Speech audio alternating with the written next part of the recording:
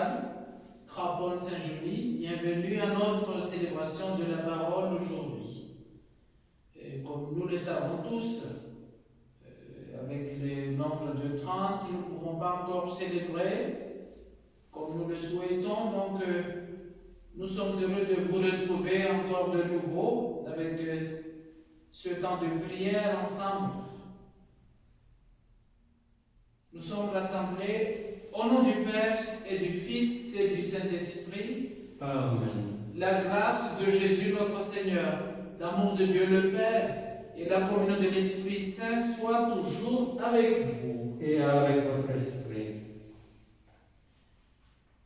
En ce premier dimanche de l'Avent, nous entrons dans une nouvelle année liturgique.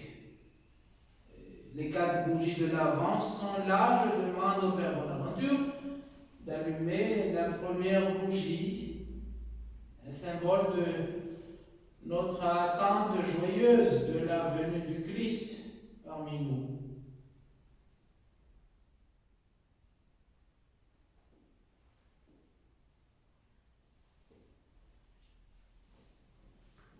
Au fil des semaines, elle nous conduira jusqu'à Noël, cette nouvelle année liturgique. Puis nous suivrons le Seigneur dans les diverses étapes de sa vie publique, sa mort et sa résurrection. Rappelons que le mot avant signifie avènement. L'avant, c'est le temps de la venue du Seigneur. Nous, chrétiens, nous pensons tous à Noël. Nous espérons pouvoir nous rassembler à l'église pour chanter la naissance du Christ, la naissance du Messie. C'est un tournant absolument essentiel dans l'histoire de notre monde. Le cardinal Pierret, ancien évêque, cardinal de Bordeaux, disait, je cite, que nous ne sommes pas 2000 ans après Jésus-Christ, mais 2000 ans avec Jésus-Christ. Pas après Jésus-Christ, mais avec Jésus-Christ. Son amour ne cesse de nous accompagner. Et aujourd'hui, il continue à venir dans notre vie. Au fur et à mesure que nous avancerons dans le temps de l'Avent, la liturgie nous fait entendre les annonces de la venue du Messie à travers les 3 grandes figures de la Bible que sont le prophète Isaïe, Jean-Baptiste et Marie. Isaïe parce qu'il est le chantre de l'espérance et de la joie messianique. Jean-Baptiste parce qu'il désigne le Messie, et Marie parce qu'elle est celle en qui Dieu a pris chair en ce monde. Aujourd'hui, l'Évangile nous annonce qu'il est aussi celui qui reviendra. Jésus est celui qui reviendra. Et nous recevons des appels à veiller et à préparer activement ce grand retour. C'est le message de ce premier dimanche. Prenez garde, restez éveillés, car vous ne savez pas quand ce sera le moment. Prions le Seigneur. Donne à tes fidèles, Dieu Tout-Puissant, d'aller avec courage sur les chemins de la justice, à la rencontre du Seigneur, pour qu'ils soient appelés lors du jugement, à entrer en possession du royaume des cieux. Nous te le demandons par Jésus le Christ, notre Seigneur et notre Dieu, qui vit et règne avec toi et le Saint-Esprit, maintenant et pour les siècles des siècles. Amen. Et accueillons avec joie cette parole de Dieu, proclamée par le prophète Isaïe.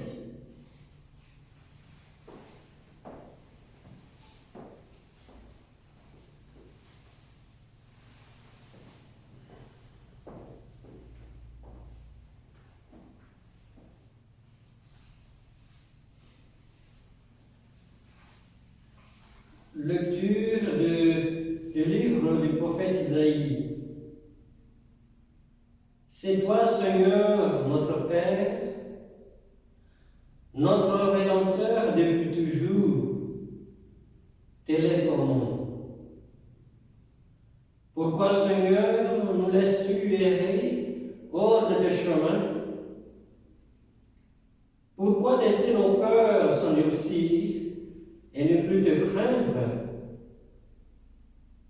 Reviens à cause de tes serviteurs, des tribus de ton héritage.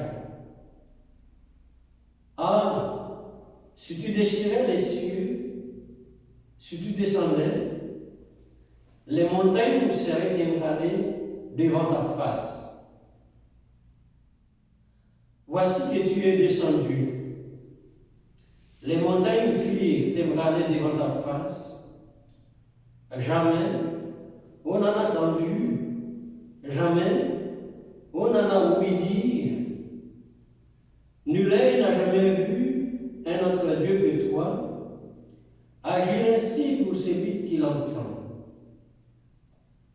Tu viens rencontrer celui qui pratique avec joie la justice, qui se souvient de toi en suivant tes chemins.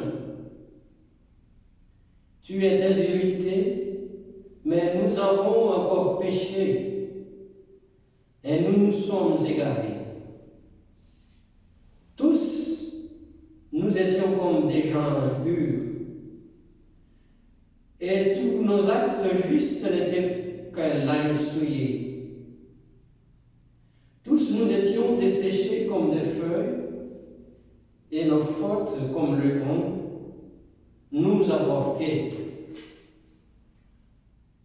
Personne ne voit plus ton nom, nul ne se réveille pour prendre appui sur toi, car tu nous as caché ton visage, tu nous as livrés au pouvoir de nos fautes. Mais maintenant, Seigneur, c'est toi notre Père. Nous sommes l'argile, c'est toi qui nous façonnes. Nous sommes tous l'ouvrage de ta main.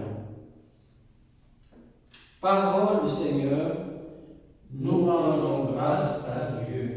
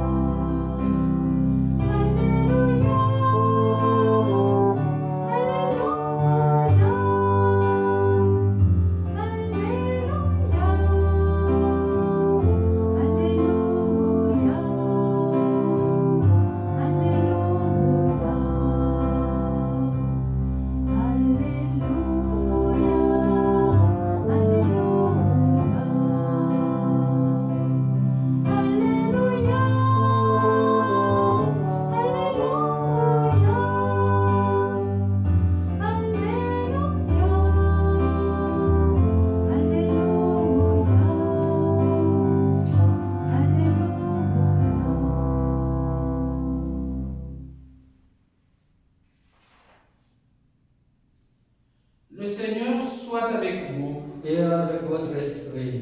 Évangile de Jésus-Christ selon saint Marc.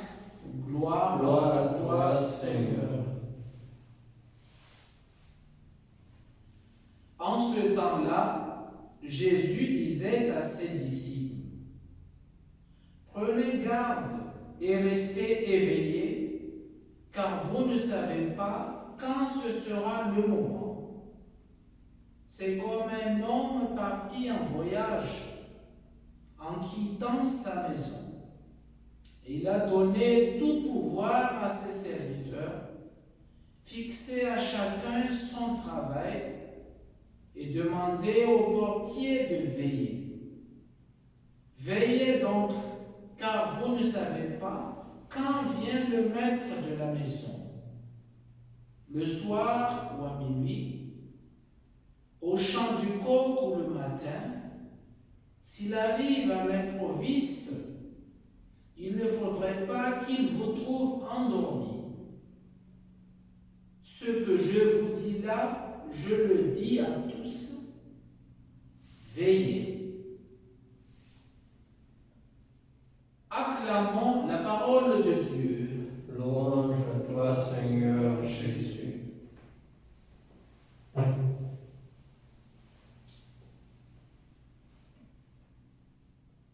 Mais maintenant, Seigneur, c'est toi notre Père. Nous sommes l'argile, c'est toi qui nous façonnes. Nous sommes tous l'ouvrage de ta main. Nous sommes tous l'ouvrage de ta main, ouvrage de Dieu. Moi comme vous, nous ne sommes pas des brouillons. Nous sommes tous ouvrage de Dieu. C'est le message d'espérance du prophète Isaïe qui met en valeur l'importance que Dieu accorde à chacune d'entre nous.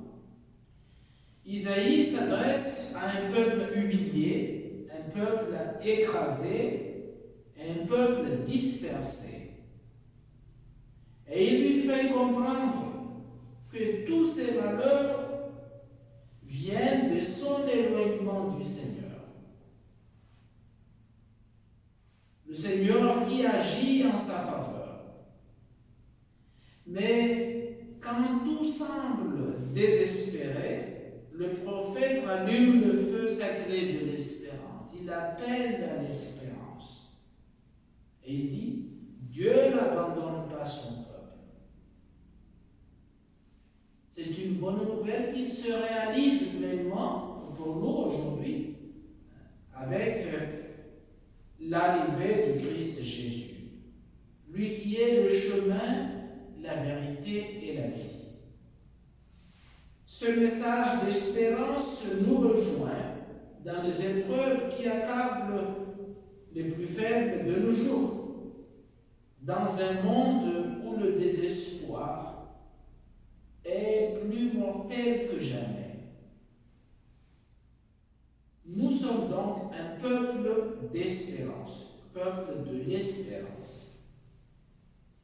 Puis dans l'Évangile, Jésus insiste très fortement sur cet appel à l'espérance, sur cet appel à veiller. Il dit, prenez garde.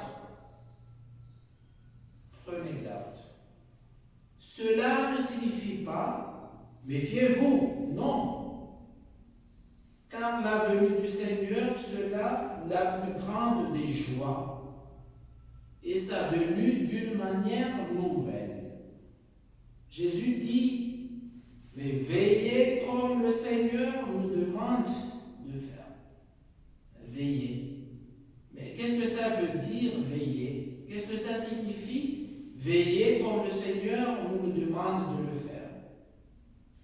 Veiller, c'est faire grandir en nous un amour vigilant, un amour attentif.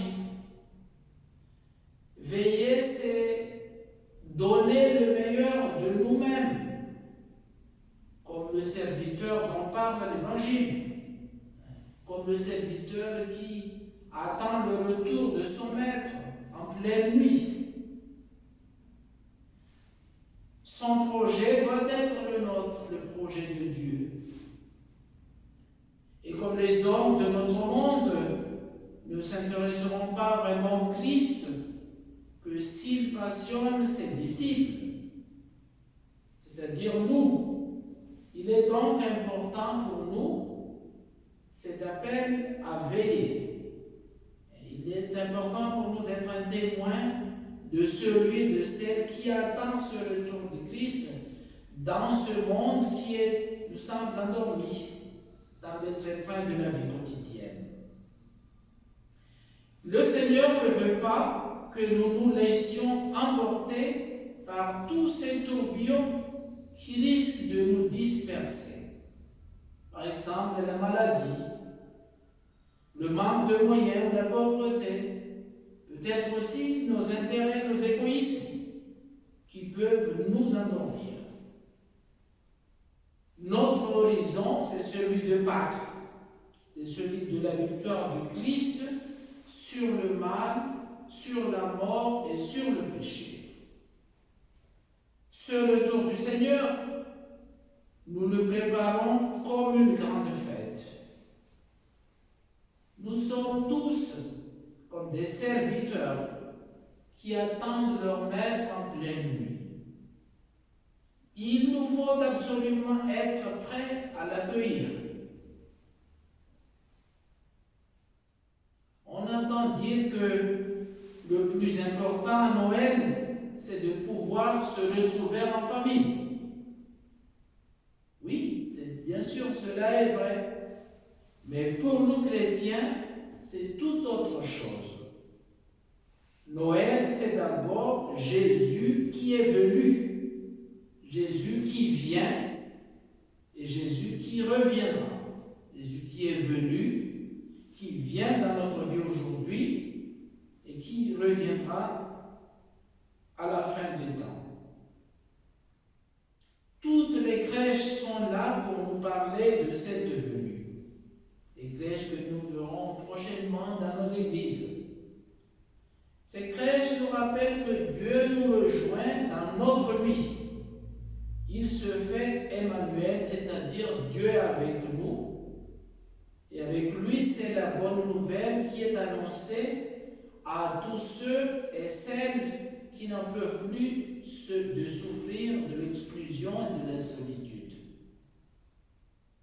Chers frères et sœurs, nous sommes donc tous appelés à veiller, à accueillir le Christ dans la joie, à être témoins dans ce monde de cette espérance, à être des apôtres de l'espérance, des témoins de l'espérance.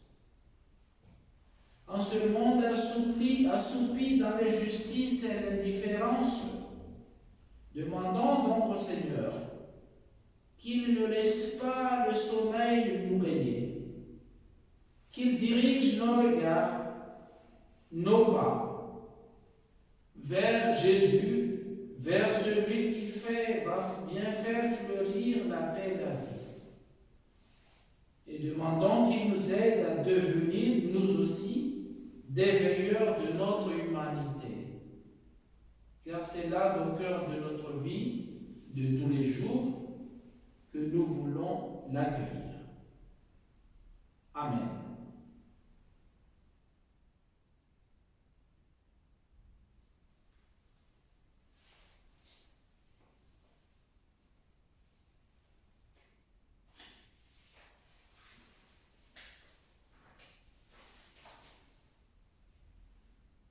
Après avoir écouté la parole de Dieu, nous pourrons nous tourner vers le Seigneur, ce Dieu qui nous aime et qui nous écoute la prière de ses enfants. Contemplons ensemble ce qui se passe dans notre monde. Conflits armés, terrorisme, réchauffement climatique, qui concernent bien des peuples et bien entendu la pandémie. Confions au Seigneur toutes nos prières pour le monde qui est en quête de manières et de moyens pour sortir de cette crise à la fois sanitaire, économique, politique et spirituelle.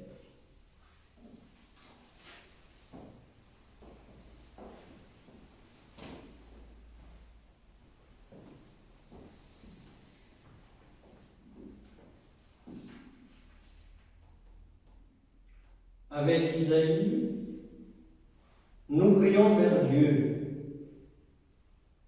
Pourquoi laisser nos cœurs s'endurcir et ne plus te craindre? Aide ton peuple à grandir dans la foi face aux multiples problèmes causés par la pandémie. Seigneur, nous te prions.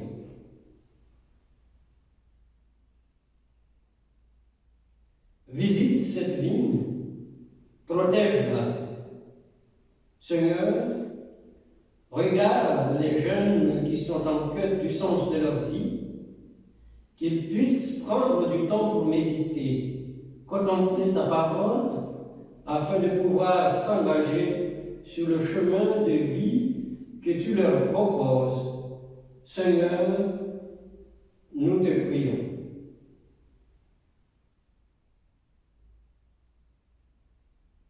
Avec Saint Paul, nous rendons grâce à Dieu au sujet des chômeurs qui retrouvent du travail, pour la joie et la paix que Dieu leur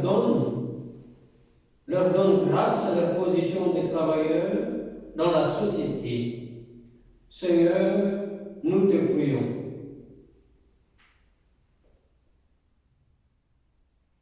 Veillez donc, car vous ne savez pas quand vient le maître de la maison.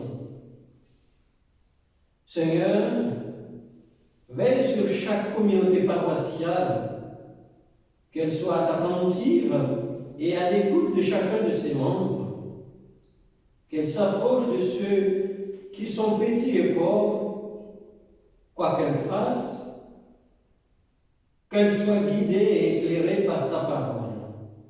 Seigneur, nous te prions.